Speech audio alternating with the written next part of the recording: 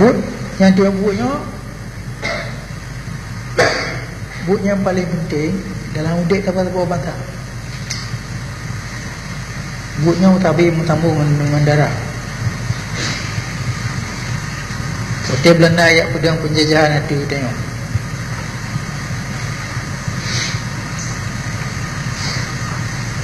Pupung memeriam, mempiata perang.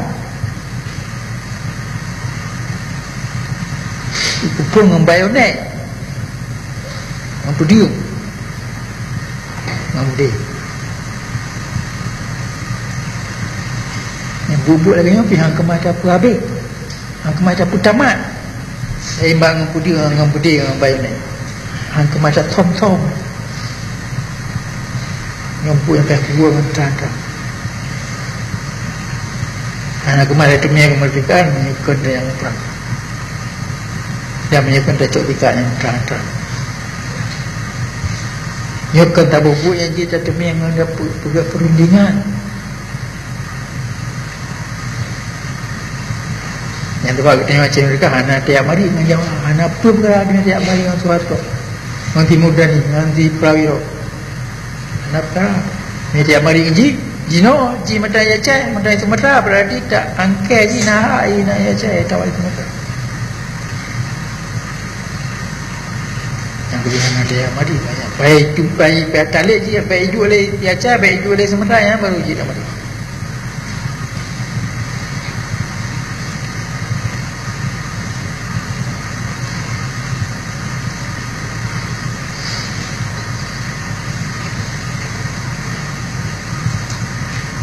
Urangnya apa yang kata jadi dia kata.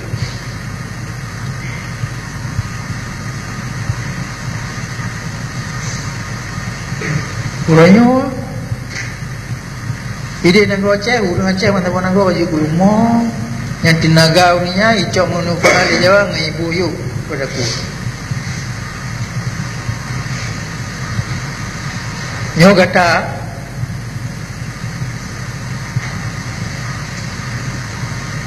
kerana kali lumo kata kaji kurang tadi kaji manusia lagi kata kaji manusia lagi kaji kurang Aceh lagi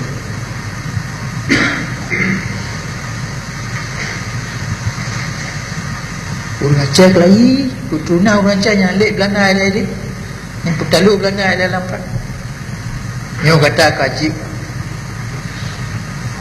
manusia lagi manusia merdeka lagi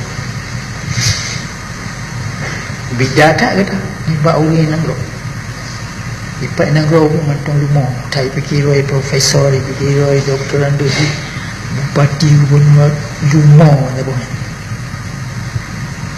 mandum ayuk Jawa tu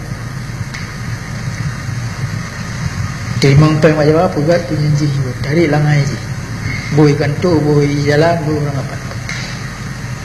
Nyo kata kaji kurang lagi, kaji kemanusia merdeka lagi. Kaji saya merumpak, ngedatu lagi, kata saya temikir lagi. Pribadi kata kamu riwang, kaji pribadi orang Aceh lah, kejarah Aceh gimana. Nampak kata kerana keahlian, baca bergabung.